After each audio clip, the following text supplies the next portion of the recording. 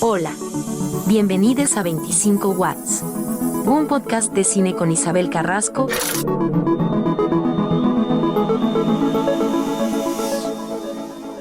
Abel Arcos es escritor y guionista cubano. Su libro 9550 fue premiado en el 2014 con el premio Franz Kafka, un premio anticomunista checo, que ya hablaremos de esto. También ha escrito otras narrativas. Está el libro Informes sobre el Estrecho de la Florida y Nassau. Abel también es guionista y ha participado en 3 largometrajes del mismo director, que se llama Carlos Quintela: La obra del siglo, La piscina y Los lobos del este. Y también es el guionista de la película Agosto de Armando Capó. En este episodio charlaremos con Abel sobre el proceso de escritura y sobre enseñar a escribir guión en la universidad. Bienvenido, Abel. Me alegra mucho que estés aquí. Ya en la temporada pasada habíamos hecho un intento de que estuvieras, pero bueno, no se dio y ahora me pone muy contenta de que estés aquí porque además vienes del Caribe al último rincón del Caribe, entonces siempre está más chévere hacer programas presenciales.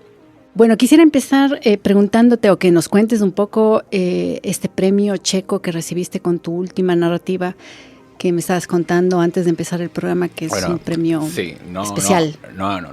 No es la última, es la primera, de hecho, o sea, es mi primera novela. Lo que pasa es que se ha reeditado ahora recién por la editorial La Caída, aquí en Ecuador. O sea, como que en el 2014, esa fue mi primera novela, fue como cuando yo era joven, escribí así.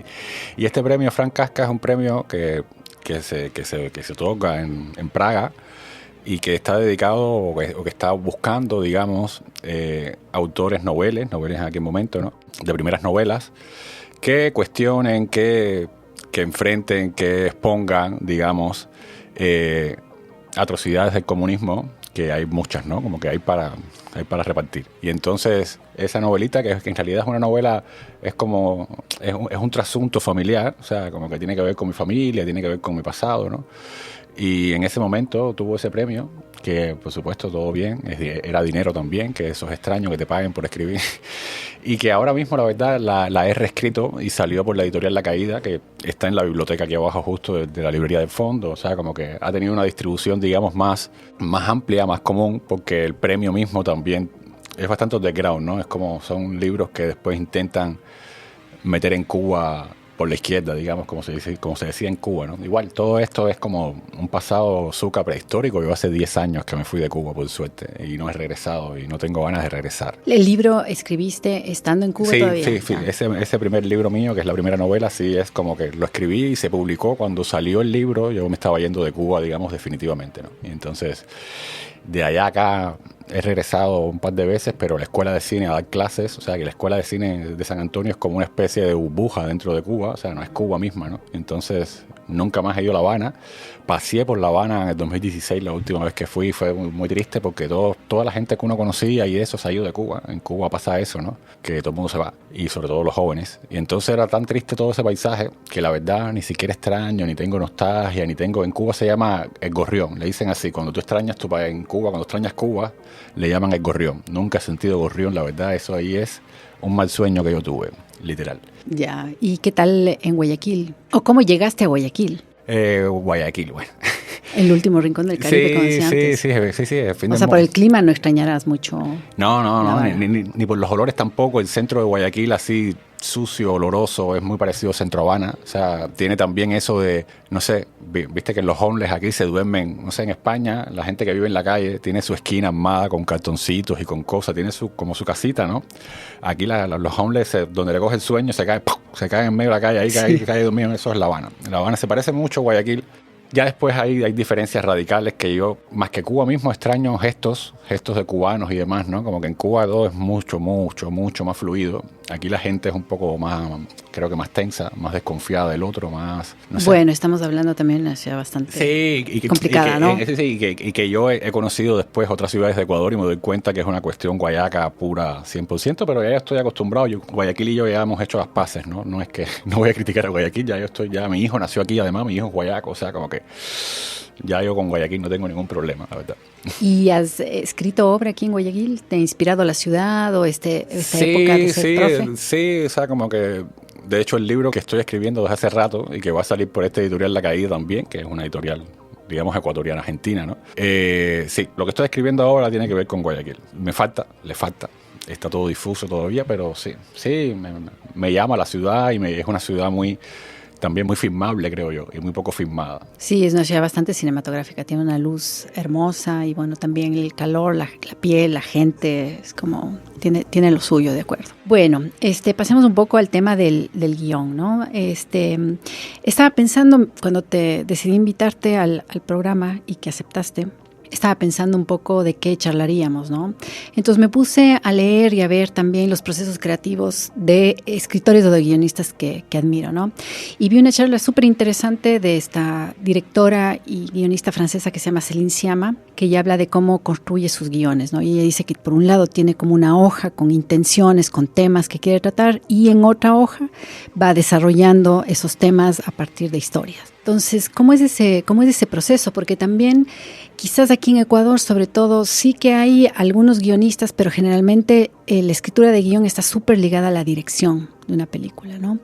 Entonces, cuéntame, ¿cuál es un poco tu proceso y qué piensas también de eso, ¿no? De esta separación que por lo menos vos no has dirigido, ¿no es cierto? Ni tienes intenciones tampoco de dirigir. Entonces eso también como que podría llamar la atención en este medio. Sí, a ver, o sea, como que esta Céline Sciamma igual es directora de su película, ¿no? Es Petit Mamá, la película de última de ella, ¿no? Creo que no es ella. Sí, ella misma, exactamente. Claro, ella es directora y guionista. No, como que habría que diferenciar, yo creo, siempre cuando se habla de guión, habría que diferenciar entre aquellas personas que escriben un guión para dirigirlas ella misma y aquellas personas, en este caso, ahí me cuento yo, que escribimos y no vamos a dirigir y no tenemos intención de dirigir, ¿no? Son dos procesos ahí difíciles, o sea, bastante diferentes.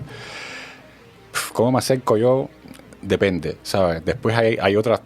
Todo en el guión es bífido, ¿no? Es como doble. Ahora vamos a hablar. Primero está esta diferencia entre director-guionista y solamente guionista. Y después está la diferencia, para mí como guionista secas, ¿no? De un guión por oficio, que es lo que yo le llamo un guión por trabajo. Que es alguien que te paga por una historia que no es tuya y tú vas a cobrar y le vas a escribir según su idea.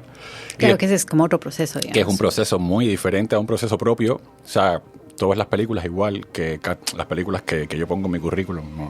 Las que no pongo, no voy a hablar de ellas, pero las que yo pongo casi siempre ha sido como amigos o amigas, o sea, gente cercana, gente que estudió conmigo. Y el proceso pasa mucho por hablar un montón, por estar, por pasar ratos juntos, por leernos, es un proceso mucho más cercano y mucho más bonito en mi opinión.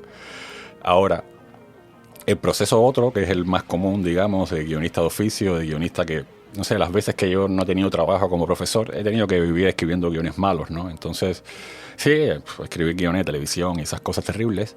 Y ahí uno termina como que siendo un poco como máquina, digo yo, ¿no? Como que trabajas con cosas ajenas, con materiales ajenos, y que siempre van a entrar por un canal, que ahí entramos en un tema que para mí también es importante, por un canal ahí clásico, estructura 3 actos, aristotélico, puntos de giro, todas estas características del guión, que también, porque al final, ojo, viste que todo es bífido, ahí están los guiones modelos, como decía, hay un libro hermosísimo, perdón que me vaya de un lado a otro, pero hay un libro hermosísimo de Francis Vanoye, que es un teórico francés, que el libro se llama así, Modelos de guión y guiones modelo.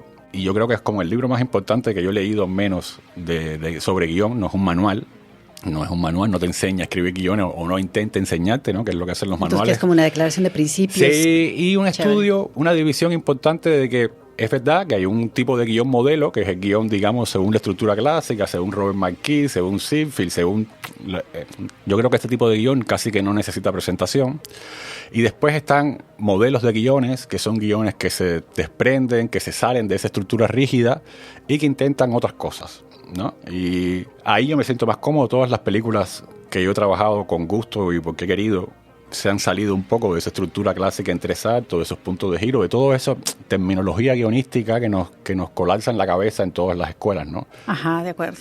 Pero, por ejemplo, a ver, yo tuve la experiencia de coescribir un guión de ficción que es de Gafas Amarillas, y recuerdo que en el rodaje, digamos, yo estaba ahí como productora, obviamente, pero también se reescribieron escenas. en base a que sucedieron cosas que quizás eran mejores de las que estaban escritas, pero había que reestructurar un poco el guión, digamos, la hoja de ruta, y reescribíamos con el Iván. ¿Qué tanto vos participas por ejemplo, con Carlos Quintela? Sí, en ese caso sí, siempre hemos reescrito, y yo sinceramente hay una primera versión, digamos, a la que llego yo más o menos más solo, y después intento llevar el guión a la visión del director, ¿no? Como que intento que el director se sienta cómodo con esa historia, y eso implica no aferrarme a un montón de escenas, no aferrarme a un montón de cosas, al contrario, que sea un guión lo suficientemente abierto para que él pueda moverse dentro de eso. Creo que a eso se refiere Pedro Costa, por ejemplo, cuando le preguntaban por qué el mundo del cine es tan terrible, y él decía, por el mundo del guión. Él no se refiere a los guionistas propios, sino Pedro Costa se refiere a ese mundo rígido de el guión hay que respetarlo, ese guión de hierro, de todas esas cosas que no, la escena, ya los actores ensayaron, ya tiene que respetarse. Al contrario, Pedro Costa llega a una escena y si la luz cambió por una ventana, te cambia la escena. Y así debería ser, ¿no? Yo sé que igual al final depende de costes de producción, de un montón de elementos otros, ¿no? Pero sí, yo soy partidario en general, sobre todo en las películas que me ha gustado trabajar, que no he hecho por oficio, digamos, sí, de dejar escenas abiertas, dejar escenas, y sobre todo, más que en el rodaje mismo, yo soy bastante reacio a los rodajes, no me gustan mucho los rodajes. Sí, pero, son un poco estresantes. Sí, y estás perdido, caóticos, y como que tienes que llevar a la vez muchas cosas, ¿sabes? Y de pronto el director está claro en el proyecto, el fotógrafo, pero de pronto hay un equipo de luminotécnico que está pensando en la merienda, ¿sabes? De pronto los rodajes, sí, los luminotécnicos están pensando en la merienda, y es válido que piensen en su merienda, ¿no? Pero... Claro. No, y también cuando no tienes un rol específico que cumplir, sí, digamos, se te va el tiempo, sí, y estás viendo este caos. No. Yo más que eso, por ejemplo, sí he reescrito mucho en los ensayos con los actores, por ejemplo. Cuando ensayamos las escenas con los actores, ahí con los actores, por ejemplo, los diálogos, en mi caso por lo menos, casi todos, han sido escritos después. O sea, como que hay un diálogo en esa versión que leen los actores, por supuesto, pero una vez ellos lo hacen suyo, los cambios que ellos incorporan van al guión. Y ese trabajo sí me gusta un montón. Y es como un casi trabajo de ensayo, de teatro, ¿sabes? Porque es sentado en una sala, todo el mundo leyendo el guión, leyendo sus parlamentos, ¿no?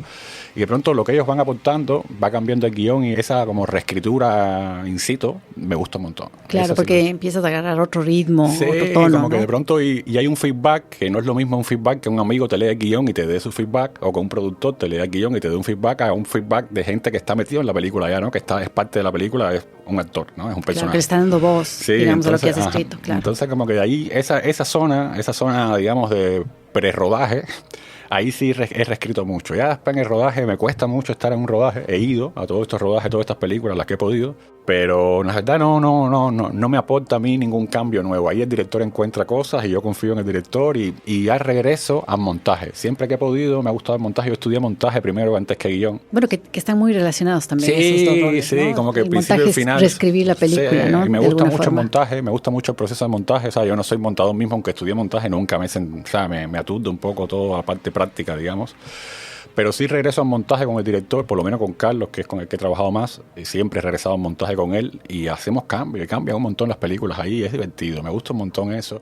Y me molesta un montón los productores, ya que tú eres productor, los productores y las personas que no admiten esa variación, digamos, dentro del proceso, ¿no? Que esos cambios, ese ir para atrás y para adelante. Yo sé que al final depende del tiempo, del dinero, depende de un montón de, digamos, de ítems que no tienen que ver con la parte creativa, digamos, ¿no? Pero sí, me interesa mucho que en el proceso cambie todo. Y en general mis guiones siempre han cambiado en el proceso, ¿no? Como que mucho, y me gusta. Claro, ¿no? Y el proceso de montaje es como súper importante y tiene que tomarse el tiempo que tenga que tomarse, ¿no?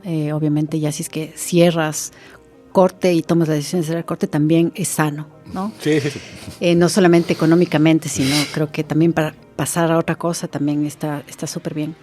Pero claro, estamos hablando de esto, del proceso creativo de escribir un guión desde la libertad, ¿no? Que es un poco lo que te interesa, ¿no? Y de estas posibilidades en donde sucedan cosas y hayan cambios y todo esto. Pero cuando uno enseña, y cuando vos enseñas, no sé cómo lo haces, porque no he estado en tus clases, pero intuyo, porque tengo tus alumnos, que igual hay que enseñarles el guión clásico, 3 actos, puntos de giro, porque también es una técnica.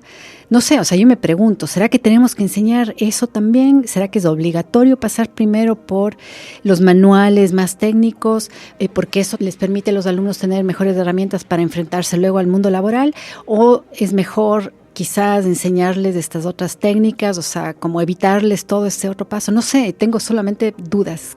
¿Cómo te va? Es complejo, mira, es complejo. A ver, yo siempre le digo a los estudiantes y con los proyectos con los cuales trabajo, no solo como profesor, sino como tutor, digamos, que para mí todo es clásico hasta que no demuestre lo contrario. En un principio es clásico.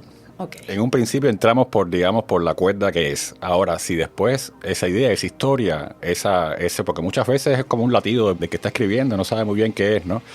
Si después eso varía, se desvía, entonces nos vamos con él. Lo que yo creo que en Ecuador y en Latinoamérica muchas veces, en general, pasa es que intentan forzar historias, ideas, imágenes que no encajan en una estructura clásica y lo fuerzan porque no les queda otra muchas veces, porque muy poca gente sabe leer guión, Zucca. Es triste esto que digo, pero ¿a qué te refieres? Muy poca gente que en los fondos de cine, en cualquier parte que uno envíe un guión. Pero sí son guionistas los jurados muchas veces. Sí, pero por eso mismo.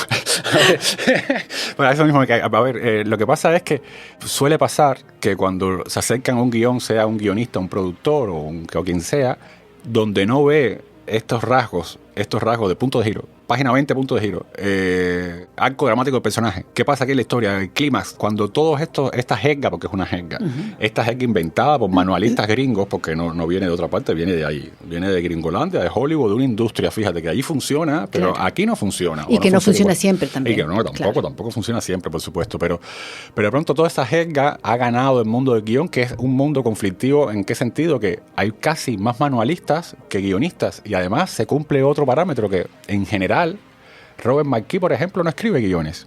Seinfeld nunca escribió un guión, o escribió un guión, creo, y la película es malísima. Linda Seeger, te digo así, los grandes gringos, ¿no? Para no caer en algo. Claro, es que ellos están asociados, claro, a la industria, como decías, y a una eficiencia de la narrativa, ¿no? De contar las cosas. Y que todos estos manuales empiezan por algo que para mí, yo estoy en la orilla opuesta, y todos esos manuales empiezan con que estos principios que le vamos a dar a ustedes, dicen todos estos manuales, es para que funcione tu historia. Lo funcional y lo artísticamente potente muchas veces no tiene nada que ver. De acuerdo. A veces incluso es el error lo que funciona al final, ¿no? Pero estos manuales no están puestos en función de que tú cuentes lo mejor posible tu historia, sino de que tú cuentes lo más utilitaria posiblemente tu historia. Entonces, ¿por qué? Porque hay una industria que lo respalda, ¿sabes? Para mí el problema está en el desfasaje, está en que desde el tercer mundo nuestro, donde no hay industria ni hay nada, por no ver, no hay ni casi ni ley de cine en casi ningún lado, la gente quiera seguir ese parámetro a pie juntillas, cuando esa gente lo puede hacer. Linda Seeger lo hizo, el Seinfeld lo hacía, porque tienen una industria que lo respalde, porque una industria se basa en qué funciona más y qué funciona menos. Pero aquí en Ecuador o en Latinoamérica en general, ni siquiera los directores ganan más dinero cuando va más gente a la sala, ¿sabes? Muchas veces ni siquiera pasa eso. Un guionista, por ejemplo, casi no gana más dinero después que se estrena, después que a mí me han pagado mi salario de guionista, o sea, porque haya sido un premio vinculado al guión. Jamás yo he recibido así como, mira, la película se puso en tal parte y has ganado.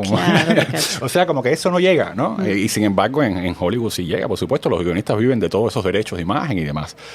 Pero aquí se imita a pie juntillas este método, digamos, cuando esto aquí y aquello no tiene nada que ver. Es como una diferencia entre perros y lobos, ¿sabes? Los lobos somos nosotros, los perros son ellos, fíjate. Pero son familia, el cine de aquí y el cine hollywoodense son familia, pero no son lo mismo. No tiene nada que ver. Nada que ver en procesos, en lo que está buscando. Y es muy difícil que los estudiantes como que quieran tomar el riesgo, digamos, de salirse de este esquema, porque ven que ese esquema es lo que le piden en todas partes, ¿no? Y también que siempre yo he escuchado, ¿no? Que se dice, no, en Ecuador no hay guionistas, ¿no? Que desde que yo llegué a este país todo el mundo dice, no, en Ecuador no hay buenos guionistas. O sea, y te vas a Perú y es lo mismo, te vas a Colombia y es lo mismo, te vas, o sea, claro. No sé qué. El guión, siempre la falla del guión. Y mentira, eso es mentira, y sobre todo, fíjate, no es que no haya guionistas, si hay guionistas, hay escuelas donde se da guión. Aquí en Ecuador, aparte de esta escuela, en la San Francisco se da guión, en la URLA se da guión, en Cuenca se da guión. Los profesores de guión y las clases de guión sobran.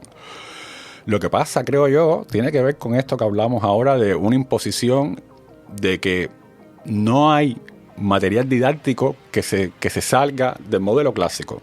Todo el material didáctico del mundo del guión, no todo, casi todo, tiene que ver con estos manuales. Claro. Por eso es que es interesante a veces verse las charlas de directores que son guionistas, ¿no? Por ejemplo, hay esta charla maravillosa de la Lucrecia Martel, que ella parte del sonido, ¿no? Y de cómo el sonido y los diálogos van enriqueciendo la narrativa, además de una narrativa no lineal, sino es como más compleja y tal. Me acuerdo que vi también una charla del Carlos Reigadas, que él decía que él piensa y hace anotaciones chiquitas, ¿no? De ideas. Y luego, cuando ya tiene claro en su cabeza lo que quiere contar, en 3 días escribe un guión. Sí, a ver, tú tuve la suerte, yo me gusta mucho su cine. Carlos Reigada fue profesor mío cuando yo estaba estudiando cine en San Antonio hace 1000 años. Y cuando yo era joven. Y cuando él era joven. Y cuando él también era más joven, jugaba fútbol con nosotros, un personaje. A ver, ahí pasa algo y lo voy Además es abogado, él no estudió cine tampoco. Ajá, pero voy a algo ahí que voy a hacer un poco ahí, como un poco de meter el dedo en el ojo, pero es como el man tiene plata, el man es rico, él produce sus películas muchas veces y el man, por ejemplo, por al menos sus 2 primeras películas, y él nos los contaba a nosotros.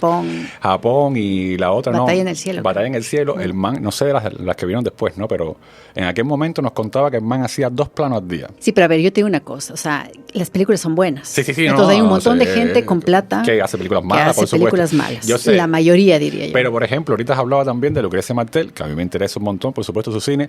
Pero Lucrecia Martel, yo recuerdo, que también fue profesora de la Escuela de Cine, que La Ciénaga, ella tuvo ese proyecto de La Ciénaga 4 años antes que le dieran una ayuda de un fondo. 4 años mandándolo para todos lados. ¿Por qué? Porque no tenía un guión rígido. Y porque tenía un guión como de 150 páginas. Yo sé, y tenía, claro. Pero ¿dónde al final terminó entrando en esta de Sundance? Porque tenía un acápite que era como proyectos donde le daba cierta apertura a los documentos que tú presentabas, ¿no? Porque eso también es un problema. Toda la gente termina encajando, digamos, en esta estructura entre salto, aristotélica, como quiera llamarle. Porque en todos lados lo piden. Lo piden así, te piden sí, no, sí. O los europeos y los gringos, que son quienes tienen los mayores fondos, y además la ventaja de tener un fondo gringo, de tener un coproductor europeo, es que tu película tiene posibilidades de circular, sí. ¿no? Incluso en la misma Latinoamérica, te piden o te demandan estas estructuras, y ¿no? Y que, por ejemplo, a los fondos que aplicamos todos, no sé, La Obra del Siglo, La Piscina, todas las películas con las que yo he escrito y que se han hecho, todas son con el fondo de Uwe Balls o con el World Cinema Fund. Estos fondos europeos que terminan ayudando, digamos, a un cine emergente, porque así, para eso son esos fondos, ¿no? De pronto... Pero con un jurado bien europeo también. Sí, un jurado bien europeo, y sobre todo, que ese jurado súper europeo lo que está pidiendo, fíjate, al final el guión termina perdiendo importancia en la carpeta entera. Ahora mismo, por ejemplo, el proyecto en el que yo estoy está en la Fabrique en Cannes, se llama MOA, es con un nuevo director con el que estoy trabajando. Ese proyecto, si ya entró a la Fabrique, se debe firmar en algún momento. Yo estoy contento porque me van a pagar, porque esa es otra cosa. Los guionistas en realidad siempre empezamos trabajando gratis. O sea, yo nunca he empezado en un proyecto, solamente los proyectos por oficio de los que no hablo porque son feos, pero en ningún proyecto que me haya gustado trabajar me han pagado antes. Pero este proyecto del que estás hablando es un proyecto por encargo, porque lo contrario sí podrías empezar a escribir, digamos, de cero y aplicar a un fondo de guión nada más y yo tener sé, dinero. Pero ya escribiste, fíjate, en todos los fondos te piden mínimo argumento o memoria de guión, y si no, sí, o sea, en todos lados te piden algo, y ese algo que tú has trabajado es gratis. Claro, entonces, sí. Y además, sobre todo que, a ver, ganar un premio, un fondo, una ayuda, entra un poco la suerte también. ¿Qué tipo de jurado te tocó? Eso es muy aleatorio. No puedes esperar ganar. O sea, no puedes ir al seguro. Yo, de hecho, el otro día en la clase me lo preguntaban mis estudiantes y yo saqué cuenta así al azar y he escrito más de 20 guiones de largo y se han hecho 5, ¿sabes? En realidad, todos los restos eran peores, no eran peores, tuvieron procesos diferentes, menos suerte, lo que fuera, ¿no? Entonces, como que uno está ahí escribiendo de gratis y después estás esperando a que salga uno. En el que estoy ahora, que es el guión en el que estoy escribiendo, tuvo la suerte de entrar porque tenía un buen productor detrás que fue el que se encargó de meter eso en Cannes, porque muchas veces, ya te digo, ni siquiera el guión es lo que termina... No, son relaciones, es lobby. Esto que le llaman ahora carpeta en mood board, o sea, el mood board, que son imágenes del lugar donde tú vas a filmar. O el pitch. O el pitch, y sobre todo, ¿qué tú les das a esos europeos, a esos fondos europeos, que sea de singular? Todo pasa por ahí. Este proyecto entró porque es una película que ocurre en una zona minera en Cuba, que se llama MOA, y que es un agujero negro. Llevan 30 años perforando la tierra y es un agujero negro lo que hay ahí. Y como al gobierno le conviene, a ese régimen, entonces se saltan todas las leyes ambientales, todas las cosas. ¿Pero qué sacan? ¿Qué obtienen de esa mina? Níquel, mucho níquel. Es como el tercer yacimiento de níquel de Occidente, una cosa así monstruosa. Impresionante. Y entonces es un hueco negro lo que hay ahí, un hueco negro lo que han abierto ahí durante 30 años ahí. Y entonces al lado hay como un bosque protegido por la misma minera. O sea, la minera, para limpiarse de todo lo que ellos hacen, protegen, pagan para proteger un bosque que está al lado, que por supuesto también está contaminado si está a menos de 1 kilómetro, ¿no? Pero, y el agua. Y todo, la gente ahí está muriendo de cáncer, todo eso, pero como es un proyecto que, digamos, como que ingresa recursos al país, pues nada, todo el mundo cae a la boca, ¿no? Entonces, esa singularidad, fíjate, esa singularidad del proyecto, ya no importa la historia que cuenta, fíjate, esa singularidad a los europeos les encanta. Claro. Ambientalista, no sé qué, en Cuba, les encantó. Y por eso entró en la Fabrique de Cannes, ni siquiera por el guión, o sea, ni siquiera se leyeron la primera versión que uno escribió de gratis ahí solo en su casa, ¿sabes? Pero a ellos les interesó esa singularidad. Con la obra del siglo fue igual, que le fue bien, así que tuvo el Gold Cinema Fund, tuvo todos estos fondos, es porque es una ciudad nuclear abandonada. Y esa rareza a los europeos les encanta, y más cuando uno va, no sé, cuando yo estuve con la piscina en Berlinale, en el Festival de Berlín y demás, te das cuenta que en realidad hay una distancia súper grande. Para un alemán promedio, Cuba, no sabe ni dónde está Cuba. O sea, bueno, claro, no, o sea, tiene una idea imaginaria en su cabeza de lo que significa Cuba, del símbolo. Ajá, pero una cosa muy vaga, ¿no? Entonces, como que en realidad, y de esas cabezas vagas, digo yo, depende que sea tu película. Tristemente es así, depende que sea tu película, de que ese man le guste. Un man que no sabe de Cuba, nada. No, porque al final, y esto es como, ya ven, aquí me pongo izquierdista, me callarme la boca, ¿no? Pero esa onda, porque uno conoce un montón de Alemania, pero los alemanes no te conocen de Latinoamérica, no conocen nada. Y eso que Cuba por lo menos conoce. Déjame decirte que Ecuador es así como bueno, me imagino, la línea imaginaria, ya está. Sí. Yo a veces digo que no soy cubano, fíjate, porque tú vas por Europa, vas para cualquier lado y tú te preguntan, ¿eres cubano? Sí, yo soy cubano. Y empiezan a hablarte de Fidel, la revolución y toda esa bobería que ocurrió hace 100 años. Y yo digo, no soy cubano. Cada vez que me preguntan, depende. Si me vas a hablar de Fidel y la revolución, yo no soy cubano. No, fíjate que eres guayaco, el acento tendrías que moderar un poco. Sí, ¿no? De ley. También estaba pensando que, a partir de lo que me estás contando, que hay esta directora, guionista argentino-mexicana que se llama Paula Markovich, que ella, claro, yo le vi en alguna charla y ella sostenía que el guión es una pieza en sí mismo, ¿no? Es una pieza de arte en sí misma, porque muchas veces se piensa que el guión, ves, vos mismo dices que tienes ni sé cuántos guiones ahí encajonados y tal, no los piensas como un trabajo que digamos que como obra, ¿no? Sino el guión es esta pieza que te sirve para trasladarla a un lenguaje cinematográfico. Sí, ¿qué opinas vos de...? Sí, la Marco, yo la he escuchado hablar. Pero es una defensa total a tu gremio, digamos. Sí, a ella le interesa que el guión esté en el lugar en el que está hoy, digamos, la obra de teatro, ¿no? Un dramaturgo escribe una obra de teatro y por cada apuesta deben pagarle. Ella tiene razón en el fondo, fíjate. Lo que pasa es que lo que veo es que, sinceramente, es utópico. O sea, yo no creo que ella logre que se reconozca eso porque a nadie le conviene. A nadie que tenga de verdad, quien maneja de verdad el cine en Latinoamérica, donde sea, le conviene eso, le conviene pagarle más a los guionistas. Al contrario, si los guionistas somos como el gremio más pisoteado entre todas las áreas del cine, no hay nadie más pisoteado, en serio, ni siquiera los sonidistas, porque los sonidistas siempre están felices, los sonidistas tú ves y siempre tienen trabajo en todos lados, ¿no? En serio. Pero bueno, es que es una cosa más técnica que se hace más, o sea, un guión es más complejo de hacer, pero ¿no? Sí, pero está... Me gusta lo que plantea ella, yo lo había leído y ella también ha sido profesora de la escuela de cine y demás, sus películas, los que ella ha escrito me han gustado mucho.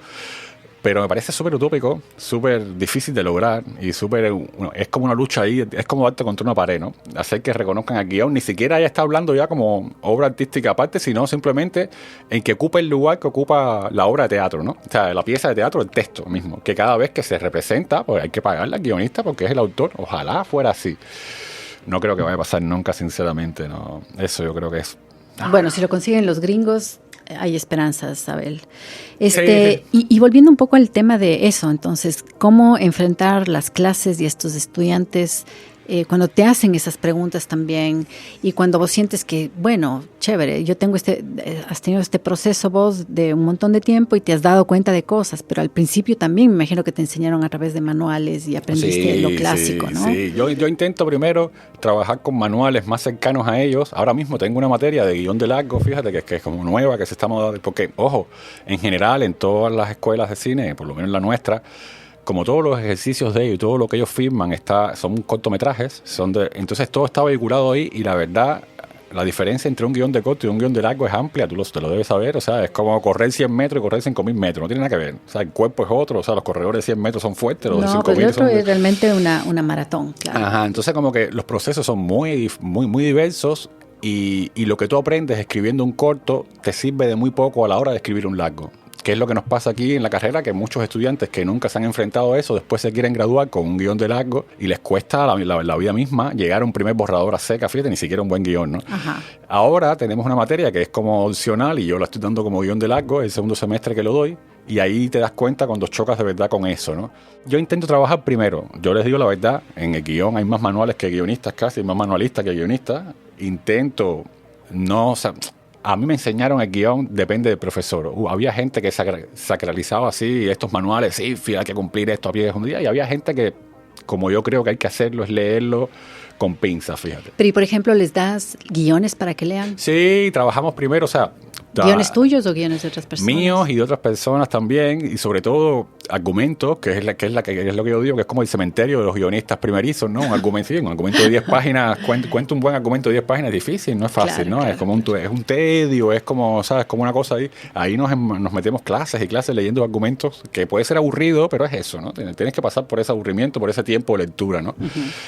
Y ya después trabajo con manuales, por ejemplo. Ahora estoy trabajando con un manual que se llama El Punto G de la Escritura, de Machalski, un argentino, y con otro de... Del Miguel Machalski. Sí, Machalski, que es un gran teórico y escritor también, sí. Es chévere. Asesor de guiones. Ajá, asesor de guiones. Y su manual de pronto no cae en estas ahí estereotipos ahí de que aquí tiene que funcionar esto. Intenta también darle voz a otros tipos de estructuras, porque eso pasa también. Por ejemplo, Ziegfeld, que es el gran teórico gringo, él le dedica 1000 páginas de toda su obra a la estructura clásica, y cuando llega a otras estructuras que no son clásicas, sea la que sea, le llama a todas estructura minimalista. Y en esta categoría de estructura minimalista, entra todo el resto. Él arroja todo el resto, que es como decir el Oscar a mejor película extranjera, ¿no? Viste que hay Oscar de vestuario, de maquillaje, Oscar de sombrero, Oscar de todo hay, y de pronto hay un Oscar que dice mejor película extranjera, que es para todo el mundo, ¿sabes? El mundo entero entra en un solo, es lo mismo.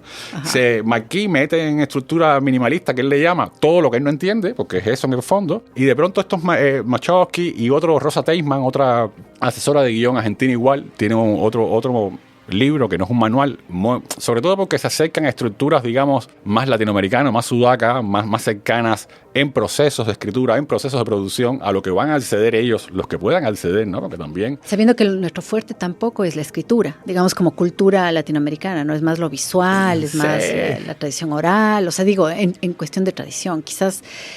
En Cuba hay una tradición más sostenida de escritura. Bueno, en Ecuador un poco sí, pero de guión no tanto, ¿no?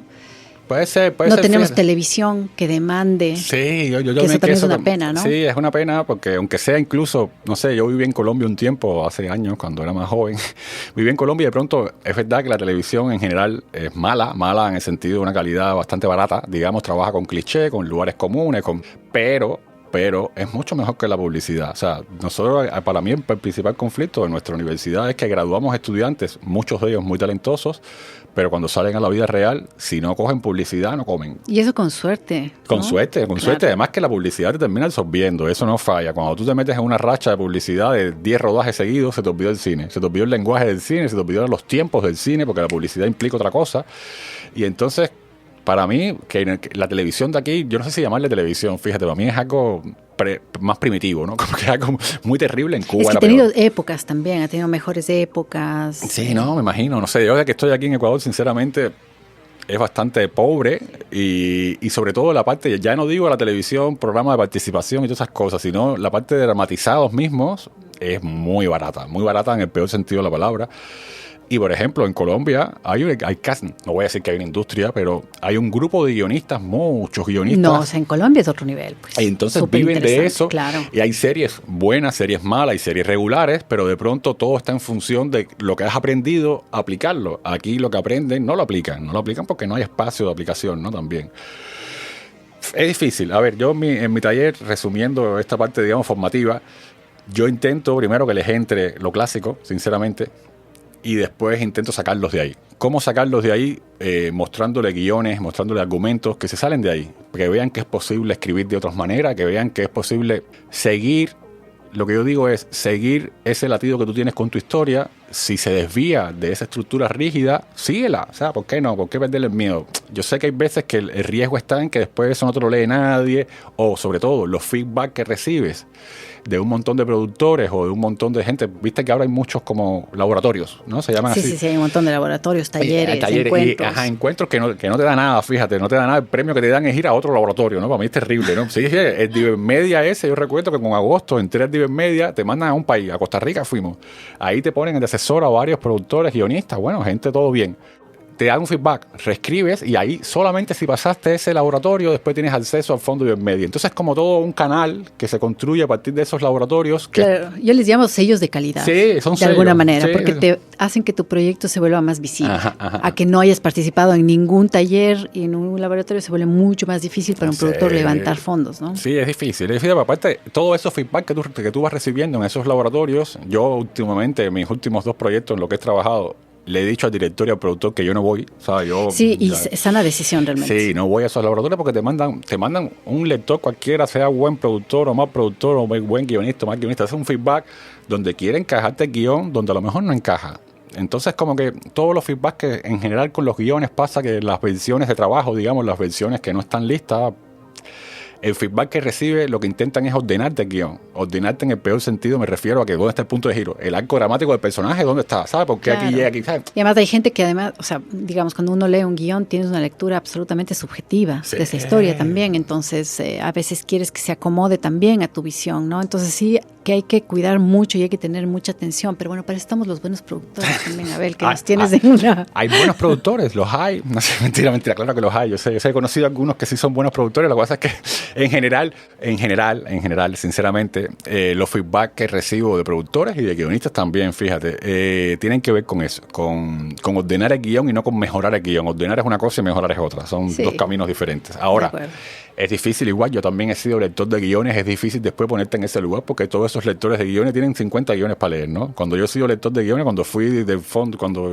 hasta que existió este fondo de aquí, el IFSI, ese, ¿cómo se llamaba? Que yo estaba... existe todavía, sí. Existe, ¿no? Como que yo fui jurado desde largometraje, de pronto te mandan 40 proyectos, tú tienes que leer un montón y yo sé que no es tan fácil de decir son malos, yo soy bueno, ¿no? Pero hay 2 caminos. Primero, este feedback de ordenar guión, o uno que es casi peor, que yo lo he sufrido bastante, y es el feedback del productor europeo. Fíjate, el productor europeo, sobre todo los franceses, son como que les encanta meterse donde no deberían.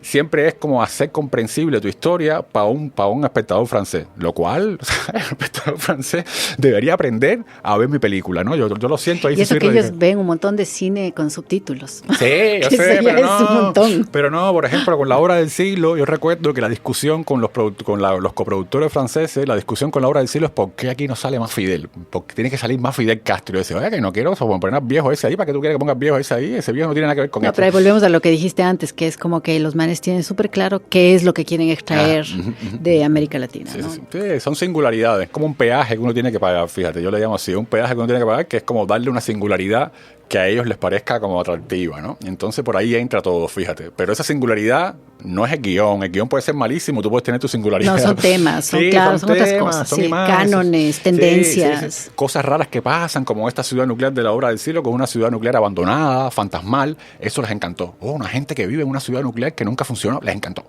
Unos fantasmas como poscomunistas, les encantó. O sea, como que de pronto ese juego está... Y ya después pasan también por esta onda pornomisérica, digo yo, que es como que ayudar a los países, a los pobres países que son pobres, ¿no? Yo recuerdo que en la Berlinale había como...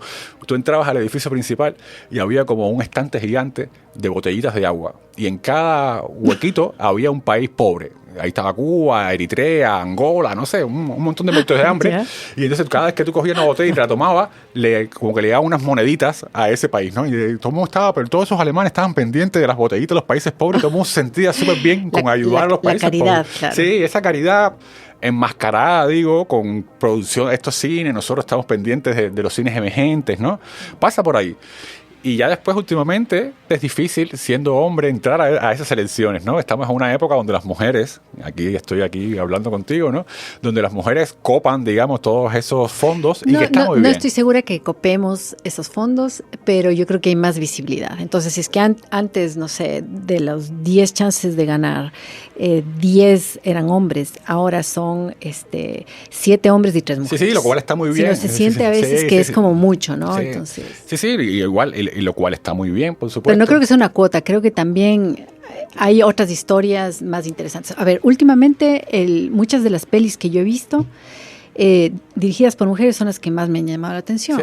Entonces no es una cuestión únicamente de cuota, digamos. Por supuesto, digo que como que de pronto eso también entra a la hora de seleccionar, de acuerdo, o sea, como que hay lo políticamente correcto, las cuotas, obvio. Es difícil. Y verás que aún así alguna vez leí que todos estamos, por ejemplo, ahorita está pasando Cannes, ¿no? Y todos queremos llegar a Cannes, ¿no? Con guión, con producción, Y había un productor argentino que se me fue el nombre, que hizo como un análisis y que realmente hay muy pocas películas latinoamericanas que han estado en la selección oficial en Cannes. Sí. Claro, en las otras secciones paralelas ha habido un poco más, pero es muy, muy poco. Y aún así seguimos pendientes de qué se pasa en Cannes, de quién gana, Y son lo peor, te obligan a usar smoking. Es el único festival que te obliga a usar un smoking. ¿Por qué me obligan a mí a usar un smoking? Qué cosa más ridícula esa, ¿sabes? Pero son lo peor. Yo ya digo, estoy contento porque mi proyecto nuevo está ahí en la Fabrik. Estoy contento pero eso significa, ¿sabes qué? Es triste, pero es así. Entra tu proyecto a la Fabrik y se va a firmar. Tú no sabes con qué coproductor, pero ya se va a firmar. Eso quiere decir que me van a pagar. Yo estoy muy contento porque me van a pagar ese proyecto. Ya después que la película se haga, yo confío en el director, ya veremos cómo queda, ¿no?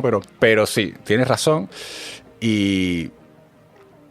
Y la verdad, si te fijas, muchas veces, yo últimamente, si te fijas en esta sección que antes, o hace unos años, cuando yo era estudiante, era una sección bien pujante, esta de la quincena de realizadores, no realizadores, la quincena esta que tienen esto, de pronto últimamente las películas que están ahí tampoco son tan potentes, o por lo menos las más potentes que yo he visto no entraban ahí y se quedaron fuera. No sé, me parece como que, no sé en base a qué están eligiendo esas cosas, pero ya entramos en una crítica demasiado, digo yo, lejana a lo que es el cine en Ecuador, a lo que es la formación de cine, que es Cannes, estos festivales grandes que la verdad, yo creo que más que uno quiera entrar ahí, es que son las puertas que hay, no hay muchas más puertas, Zucca, que no hay muchas más puertas en realidad que World Cinema Fund, que Webbal, que en realidad no hay muchas más puertas. Sí, tenemos que buscar otras maneras de cooperar internamente para que para no esperar la venia, digamos, europea, los fondos europeos.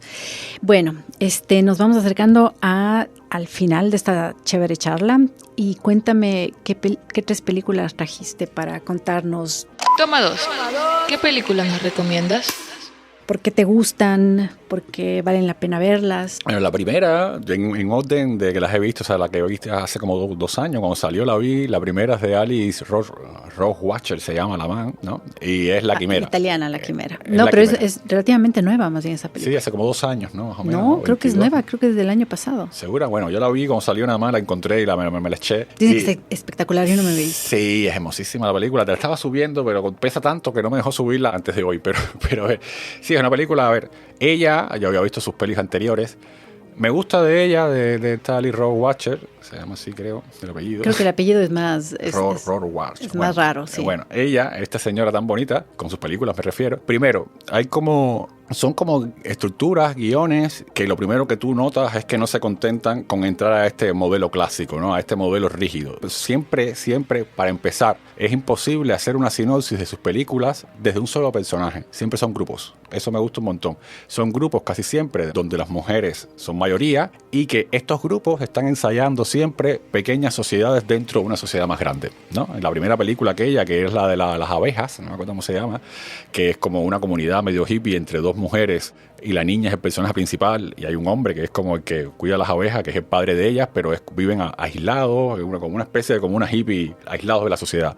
La otra, Lázaro Felice, que es increíble, esa sí me la vi. Es brutal. Es increíble. Comienza con un grupo de campesinos, lo que sea, que piensan que viven en un mundo que no existe y después se dan cuenta. Un tiempo congelado, ¿no? Congelado ahí, pero al final es una comunidad, digamos, aislada de la sociedad, digamos, común y corriente. Que tiene además un personaje aislado de esa misma sociedad que está aislada y además es un tipo de buen corazón que es abusado incluso dentro de esta sociedad. Sí, es buenísimo premoderna. eso. Es buenísimo eso, me gusta. Y esta última, La Quimera, que es brutal. A mí me encantó la película. También hace estos ensayos de sociedad como si ella quisiera buscar que el cine sirviera de alguna manera de vehículo, de buscar nuevas maneras de organizarnos. Eso me gusta un montón, ¿no? Aquí de pronto en La Quimera hay como una digresión, llamémosle así, en algún momento de la película, porque tienen estos guiones que son súper drenados, digo yo, como que son muy libres y se van para varias partes. Tienen muchos afluentes y de pronto la historia central se sigue contando, pero por momentos pierde importancia y nos vamos, por ejemplo, en esta La Quimera hay un momento en que el personaje, el protagonista principal, termina en una estación de tren abandonada donde viven solo mujeres.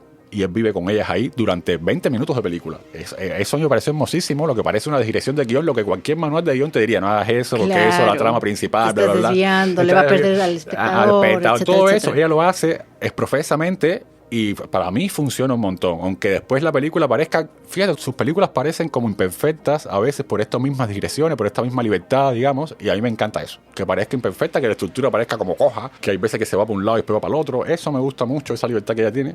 Y en este caso, en esta La Quimera, es brutal lo que tiene la historia de fondo, que es un man que presiente literal, o sea, no hay nada racional ahí. Él está en un lugar, es como si yo estuviera aquí ahora y de pronto me siento mal, siento una incomodidad en el cuerpo y es que debajo de mí hay ruinas etruscas. Eso es hermosísimo. Entonces abren un hueco ahí y sacan ruinas etruscas que después los italianos mismos, porque este personaje es un extranjero, eso es importante, los italianos terminan vendiendo, digamos, en el mercado negro, vendiendo por la izquierda, traficando con esas ruinas del pasado italiano. Ajá. Entonces, este personaje que siente algo inexplicable, es como un Lázaro Felice, que el tipo revive después, ¿no?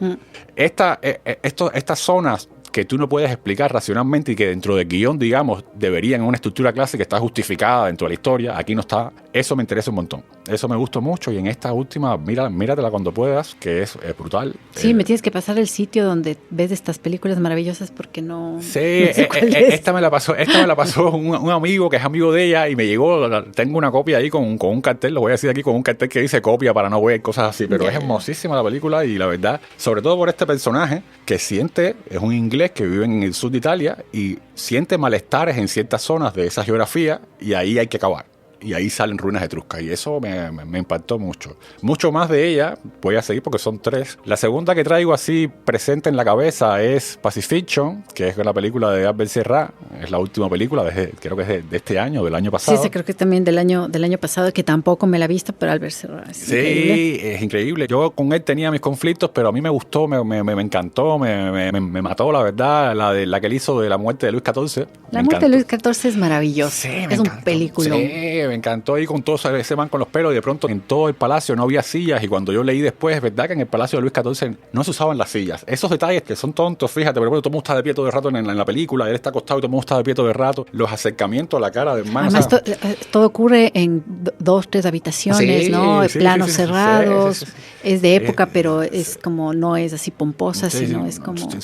esa película me reconcilió con él y la verdad esta Pacifiction es una película conflictiva, digo, no la he ido tan bien, digamos, no la han hecho así como... Pero me interesó primero por algo. Bueno, el actor es brutal, es una película que gira en torno, no hay un plano en la película donde no esté la cara del actor principal, del personaje principal, es una película que gira en torno a la subjetividad de este personaje, que es un francés que vive en la Polinesia, que era antiguamente una colonia francesa, lo sigue siendo de alguna manera, ¿no? Los franceses tienen eso, ¿no? Como que la película es muy dura con los franceses. Por ejemplo, España no interviene políticamente en Ecuador ni en Latinoamérica. Tiene negocio, tiene empresa, tiene hoteles, no sé, pero no interviene políticamente en sus excolonias. Los franceses en todos lados sí. En todas sus excolonias intervienen políticamente. Entonces, este personaje metido en el medio de la Polinesia, aparte los escenarios son hermosísimos. Eso nosotros tenemos los gringos. Sí, nosotros tenemos a otros. Cerca, ¿no? claro. pero fíjate, esto es Francia a la Polinesia que están en medio del océano. Esto sí es lejos. Bueno, pero es que ellos eran dueños, digamos. Claro, su imperio. Lo bueno de la película es que la sensación que te deja la película es que siguen siendo dueños, aunque no lo sean en el papel, digamos. El colonialismo sigue estando presente. Sí, aparte la película en realidad va sobre la amenaza nuclear, ¿no? Como que, fíjate esto, como que tan bonito, es un man que tiene un hotel en el medio de eso y que de alguna manera controla la Polinesia, los negocios, esas cosas.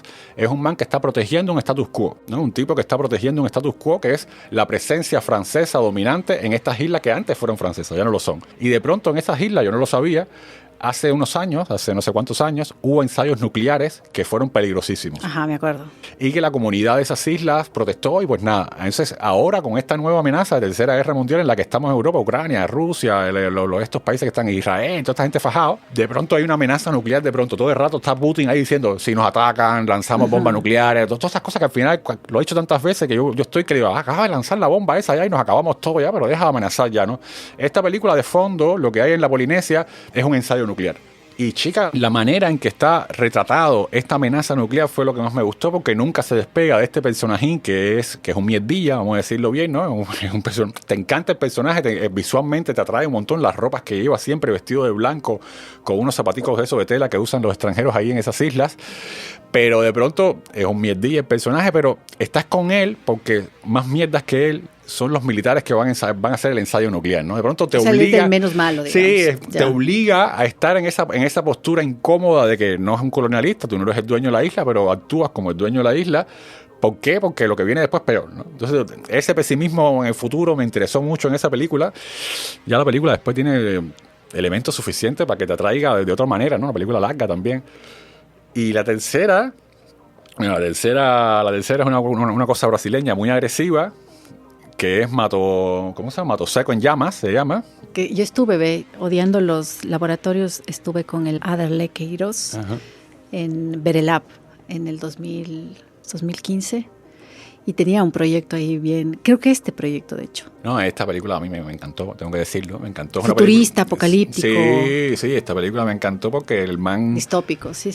A ver, es una película muy agresiva, en contenido y en forma, es muy agresiva. Yo creo que por eso la película al final sigue siendo como un poco underground, digamos. O sea, no ha tenido el escaparate que merecería porque es una gran película. Pero propone cosas muy radicales. Por ejemplo, es la sinopsis básica, rápida, la suelto aquí. Es un grupo de mujeres que ha tomado un oleoducto, o sea, una máquina extractora de petróleo en el medio de una favela. Y la protegen de la policía, todas mujeres, con armas. Ahí, pero cuando viene la policía, ellos la disparan, la policía se tiene que ir.